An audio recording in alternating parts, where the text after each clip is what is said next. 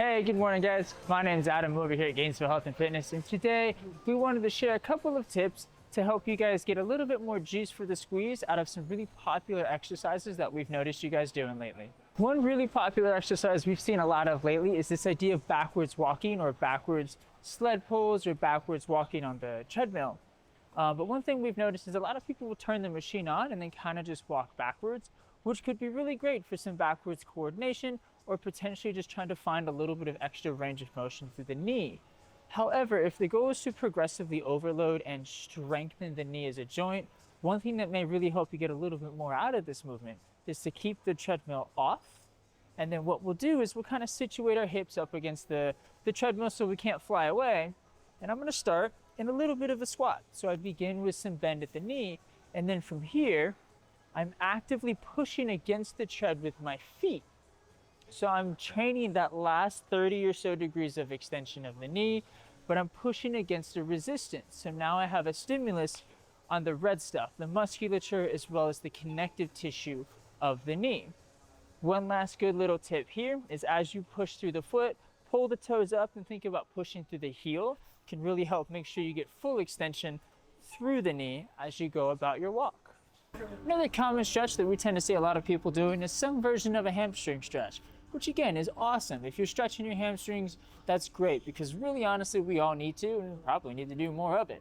A really common version of a hamstring stretch that we see tends to involve this sort of belt or strap sort of setup, where people will kind of hook in one foot and then lay back and do something like this, which again, you're gonna get a little bit of a stretch here, and that's great.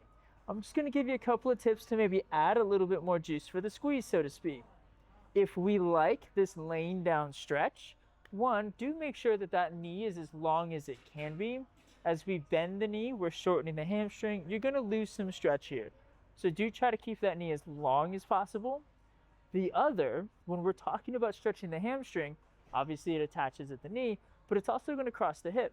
So we wanna make sure that we're orienting the hip in the right direction to stretch that hamstring from both ends.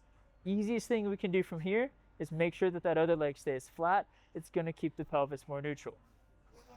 Another thing that we can do to get, again, just a little bit more juice for the squeeze, so to speak, is find maybe a kneeling position. You could also do this with the foot up on a box if you can't get to a kneeling position.